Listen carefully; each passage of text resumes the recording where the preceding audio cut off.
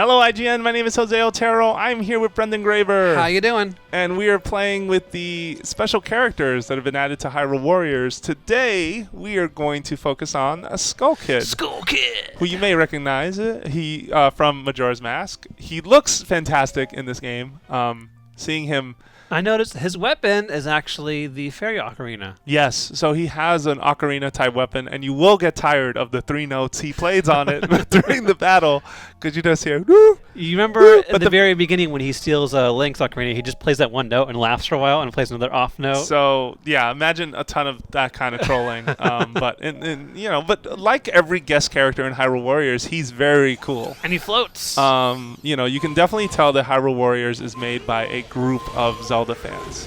So this is his mash Y attack. He has been leveled up a little. I'm going to do it again just to show you. He's got Tattle and Tail next to him. I don't know if they let him, if one of his upgraded weapons is one that looks like an Ocarina of Time. I want to assume there is, just because there's usually that kind of fan service, but we obviously have not played it. It does make sense that he uses the fairy ocarina because this is the Kokiri ocarina. Yeah. So enough of that combo. Let's try some other attacks. So this is just his weak strong. Of course, the calamity of this particular stage is that there are boulders raining down. You're in the Ocarina of Time timeline. We got death lasers. This is what they don't tell you in Zelda history was the Great Goron Massacre. Yeah, that's what this was. I'm glad you pointed that out. Just took the fight so to the Gorons. if you press his alternate attack, his strong attack, he actually summons a minion to come out. Oh, from Twilight Princess. Yeah, it's these. The other they look Skull like Kid. the puppets that come out and you fight on your way to.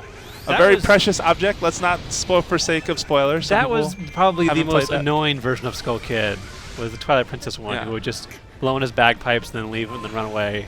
Oh Jesus, the frame rate! What happened? I don't know. I love his kind of like his bring in and beat up animation. Absolutely. A lot of like tornado base attacks.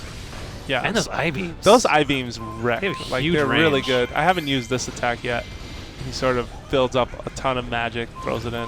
So let's show off his special. Let's actually get rid of this thing first. Oh no, wrong attack. Well, I'm just gonna. Oh man, it's gonna turn him onto a Deku Scrubs. That would have been cool. No, I mean he does something dope. I'm not gonna pretend that wasn't cool. Although watching him use a bow and arrow is kind of weird. No, let's do that. Wow. I do like how they take that animation straight from Majora's Mask when he curses Link. Yes, yeah. Shaking of the mask. Oh no, he's having a fantastic time. That's the thing I think I like most about how this character worked out. Now we don't have all of his combos unlocked because if you played Hyrule Warriors, you have to do some grinding, gain some materials, and then you craft these medals, and the medals contribute to you kind of seeing all this stuff. But I mean, Skull Kid as an option, totally, totally cool. And if you haven't played the Majora's Mask adventure mode map they made, I think that now more than ever you'd probably be a little more interested. Definitely a character I want to see more of, and I'm glad he gets his dues. No. I think they went all out with the characters they decided to pull in for this 3DS special edition. Or this 3DS edition. I shouldn't call it special. It's different, portable version of Hyrule Warriors, because the guest characters really steal the show. It's debatable. It obviously it's up to you how you feel about Hyrule Warriors and if it's a game you'd be willing to replay. Yeah, I mean it's not a Zelda game. Traditionally, it's not your Majora's Mask, like your Twilight Princess, whatever. But the way that the characters are handled, look at that.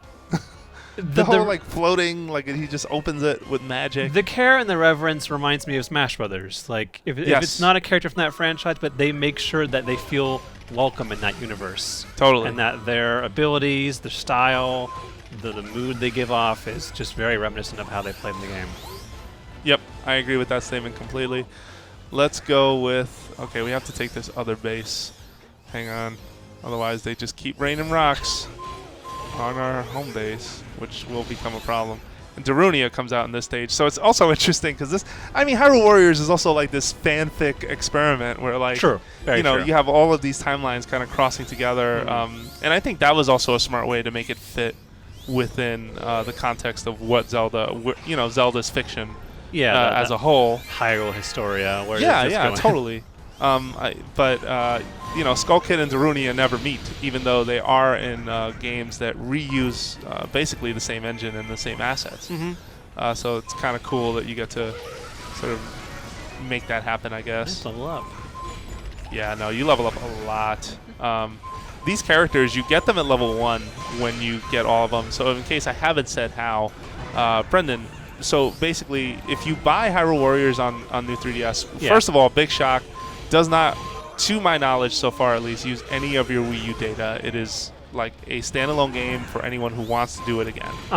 But if you happen to own the console version, at least in Japan, you were given a download code, and boom, you... Let's do that one again. Dude, that minion combo was pretty It was really good. Yeah, I know. And that's a counter if you basically empty out that meter. So that's cool. Okay, we took this base. So that's handled.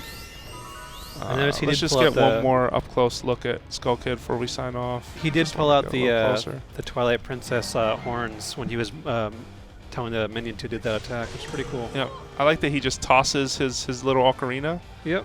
In place. Like, that's a cool little very detail. Majora's Mask we're missing too. He never touches the ground because you never saw him walk in Majora's Mask. Which it's cool. I'd expect at least when he had this on. Yeah. And he doesn't have any of those kooky forms, at least. I want to fill up his magic meter just to find out. Oh man, could you imagine like maxed out level? He just turns into Majora's Wrath and just. Well, that's what I'm wondering. Like, is his green like magic meter attack that? I would love that, or even just pulling down like the move from the sky and just launching it at people. So actually, that's his magic attack. He's kicking around a moon like a soccer ball. Really? Yeah, but I haven't found any magic, so it's kind of a pain. Let's see. That's kind of awesome. Yeah, if I can get to it, I'm looking for. Let's see if it shows up here. Yeah, come on. And there we go. Those 3 notes. Whoa, whoa, whoa, whoa. He never sounded like he was really good at it. So here's Darunia. Using the ocarina anyway. The drama begins. So believe it or not, actually, the new characters have intro cinematics like this, but to my knowledge, you can only see one if you're fighting against them. Huh. And at least for me, the only way to find Skull Kid is to fight against him in the adventure mode. Where is he? I lost him. Oh. He's a no. Wrong lock on. There he goes. All right, so here's that attack again, if you want to see that. Okay, the puppets came up behind him. You didn't get to see it because we were too close. That trademark giggling. Okay, let's go one more. I didn't get it.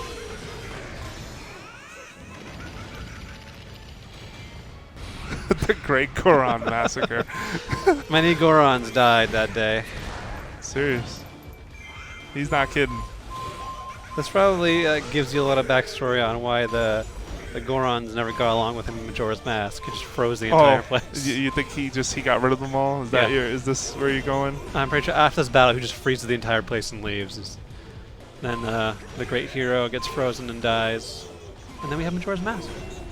Well, you got it here. I'm right Brendan the Graver exclusive. This is what happened. It's all right. There we go. So that's the attack from better angle. Sweet.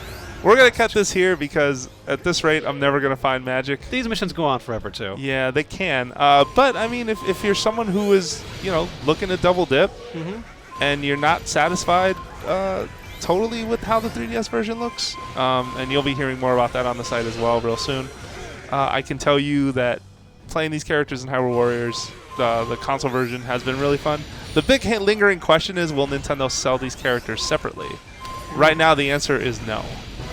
But at least they haven't said one way or the other if you're going to be able to buy these if you already own that version. I would imagine, like Mewtwo was eventually like set free as DLC in Smash, that would happen. But how big is that window? You have to wonder. What do you think, Brendan? I think anything is a possibility at this point. I mean, they've been pretty... having interesting types of DLC with all their games recently. Yeah, so seriously. I mean, this is... if there's people enough clamoring for it, they might just do it. Yeah, this is a 2014 jam brought back to life pretty much, right? Because of this, so... Still good stuff. Yep. All right. Well, there you have it. For more Hyrule Warriors coverage, you're already in the right place. It's at IGN.